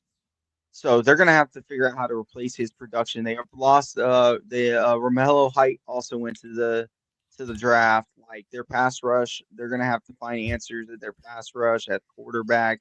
They're going to have to find some answers at wide receiver. They need the middle linebackers to step up. Like they have a lot to figure out. They got a quarterback competition between Mitch Griffiths, Will Hammond, and Lloyd Jones III. But Hammond, I believe, is still coming off of was it an ACL? It was something. I think he had it was a knee or shoulder. I can't remember off the top of my head. I'll have to look that up. But he's coming off a serious injury, so they're gonna have to figure some stuff out. What's crazy is I believe the betting odds is 11.5 wins for them. Yeah, it was about 11.5. Despite all that turnover, I don't know how you have, I think didn't the 9 draft picks set like a draft record for the most players ever taken from a single school? Yeah, definitely. I want to say that I don't know if it broke a record. I want to say Ohio State broke one of their records, but I don't know about Texas Tech. I'll have to look that up. But one thing that was interesting to me is that they have a lot of turnover, but the 2026 recruiting class does have some guys, especially on the offensive line. They have a guy that I'm really kind of excited about to see what he does. Felix Ojo out of Mansfield Lake Ridge in Mansfield, Texas. He was one of the highest rated offensive linemen. He's a 5-star recruit, 6'6", 274 pounds. I want to say that's kind of light for offensive lineman or offensive tackle, but I think he can grow into the position, right? Gain a little bit more pounds. I think he could grow into it. I think they have guys that can come in and start playing some good earned minutes right away when it comes to in certain snaps. The their transfer portal, they really, bought into that. They've brought in quite a few transfers this past off season. Like you saw quite a few people. Um, Brandon Sorsby is the one that hurts. I wonder if that 11 and a half wins was with Brandon Sorsby. If with Brandon Sorsby not there, what is the expectation now from Vegas? That's the biggest question. Absolutely. I mean, they lost their number 1 and number 2 wide receiver, if you think about it, too. Reggie Virgil was their leading receiver at 57 receptions. He's gone.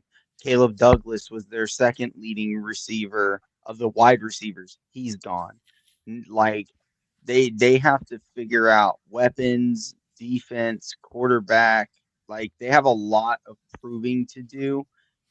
I think Sorsby was a part of that, but like, man, that sucks. I do kind of hope he gets his eligibility back somehow, but I think he'll end up entering that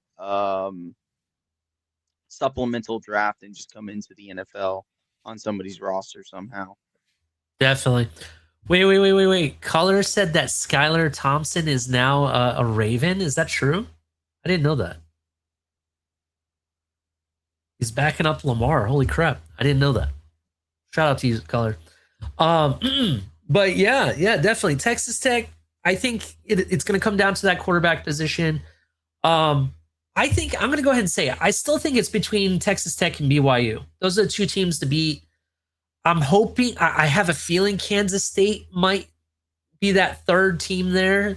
I could see them finishing top 4. That's my hope at least. But we will see. What do you think? What are your overall thoughts when it comes to the Big 12? And I'll just kind of give you my projection. This is what I project how it to go. I have, and let me just go to it. Here it is. The true contenders to me are probably going to be Texas Tech, BYU, Houston, and I'm going to go ahead and say it. I think it's going to be between Utah and Kansas State. That's what I think. There's going to be a little competition there, right? But for the true contenders for the title, I'm going to say it's more Texas Tech, BYU, and Houston than it is Utah. Even though Utah is there, having to replace virtually your whole offensive line, that's really hard to come from. I don't really know how you're going to do that. The dangerous challengers, you have teams like Arizona, Kansas State, TCU, Arizona State. I kind of see like those teams being a kind of a challenge for the title as well. Iowa State and Colorado. I apologize, Mystic, because you're not here, but I think Iowa State and Colorado are going to finish at the bottom. Colorado is definitely going to be at the bottom, I think. Everybody else is going to be fighting just for a bowl game. The reality for me, I got Texas Tech winning the whole thing. And the runner-up, I want to say, is probably going to be BYU again. That's what I think is going to happen. What do you think? What are your projections? It's so hard. Like I don't know if I can put Texas Tech as my favorite to win. If Brendan Sorsby starts, they're winning that conference. If he somehow they give him his eligibility and he plays, that 100%. If he doesn't, I think Arizona State and I think UCF actually have a real chance to make some noise this season. I do like what UCF has done a lot. I think BYU could make some noise. It just depends on what they brought in, making up for where they were in shambles a little bit last year. So if Sorsby starts, Texas Tech will make another playoff run, and it might even be deep. If he doesn't, I like Arizona State, I like BYU, and I like UCF. Those three battling out for that top spot. UCF, really? Yes. Wow. Okay. All right. UCF is your surprise team. For me, my surprise team is going to be Kansas State. I think Kansas State's going to outperform what people project them to do. The thing about UCF is, though, like they've been kind of lingering right there. If you really like pay attention, they were lingering right there, and I think they could take that step. Yep, I definitely understand that. Um, let me look at something real quick. I want to see how close were they right there, as you said. Uh, yeah, Iowa State was there for a while too. Um, very interesting. Was UCF is new to this conference too? No, they're here. They're here. I saw. I found them. They are newer. They're They're newer. newer, but I don't know. I think for me, I think Kansas State's going to make a push forward. Iowa is going to drop down because of the fact that they have just too much attrition that they have to rebuild back from. Um, the question is going to be Arizona and Arizona State. Those teams are really going to battle it out. So we'll see. We'll definitely see what happens. I'm excited for Big 12 football. But that being said, everybody hit the like button. Let's get into the bottom line.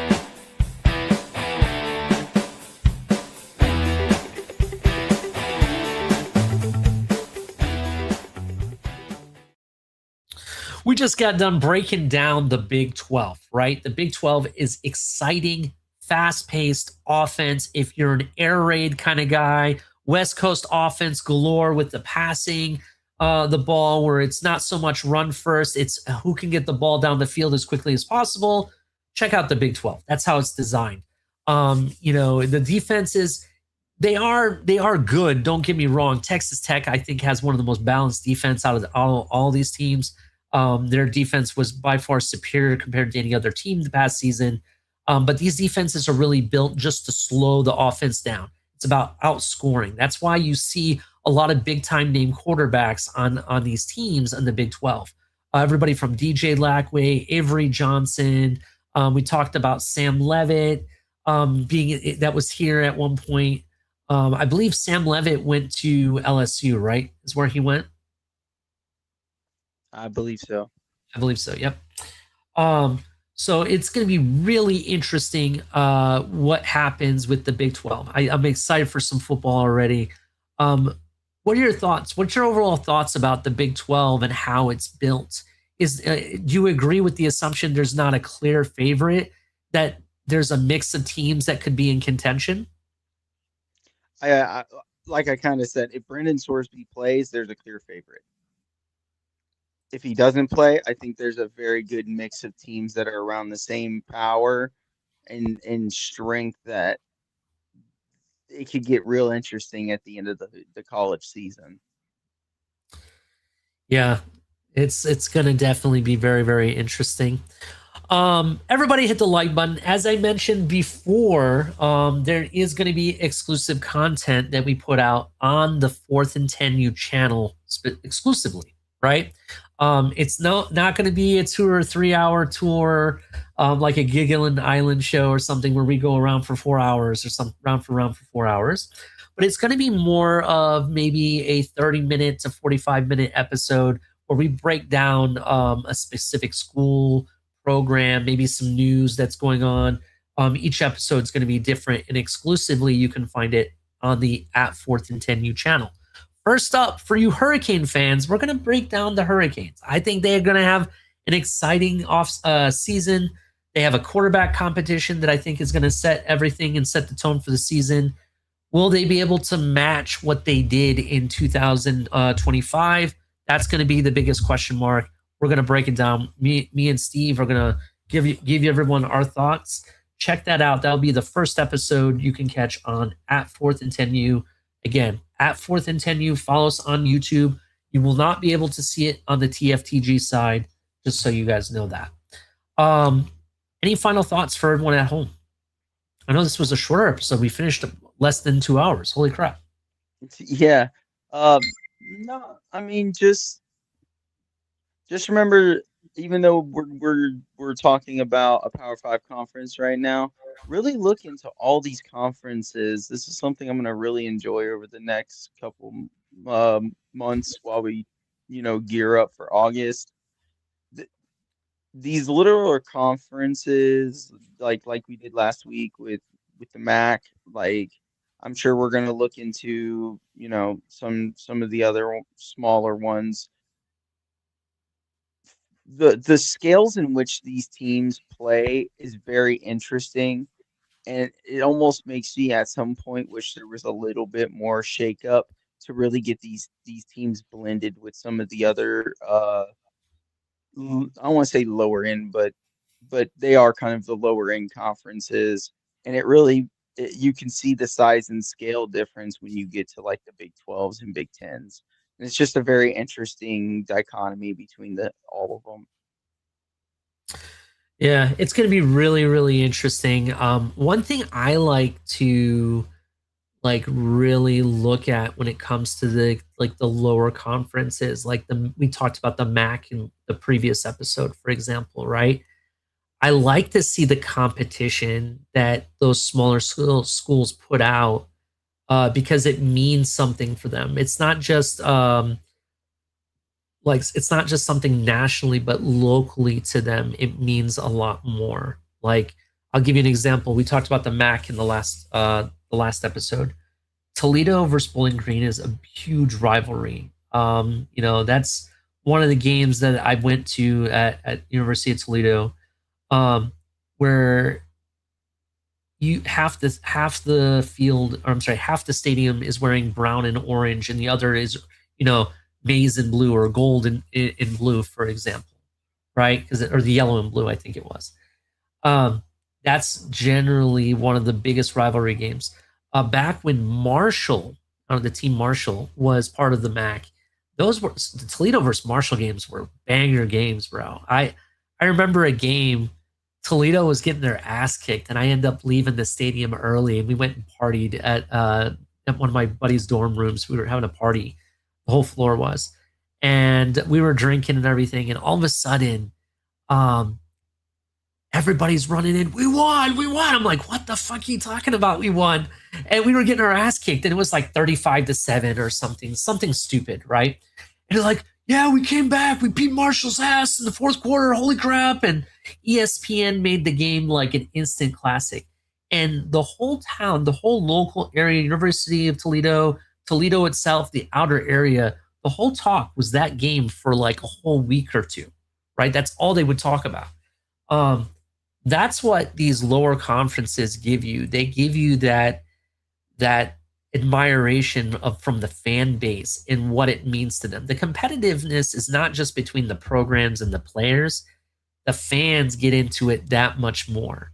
When you look at these smaller schools and stuff, they shut the cities down. Like I remember, like in Ohio, the Waterville or White House, Ohio, where I went to high school. Both cities are intertwined, and then the high school is right in between. That whole area is shut down when it comes to football. They love football there, and that's something I like about these smaller schools. They made the Marshall movie not just because of the players and the tragedy of what happened to the University of Marshall, but why it was important to that local area and the fan base and the fans of University of Marshall. Right? That's why the movie was truly made, because it meant something to them. They were part of the story just as much as what happened to the team and the players that lost their lives and everything. So that's kind of why I like talking about these smaller schools. But we'll be talking about, the Mountain West soon. We'll talk about the ACC soon. We'll be talking about maybe some HBCU schools. We'll talk about them. We'll be breaking down, every conference, the AAC, which I know Steve wants to bite on as quickly as he can, being a South Florida fan.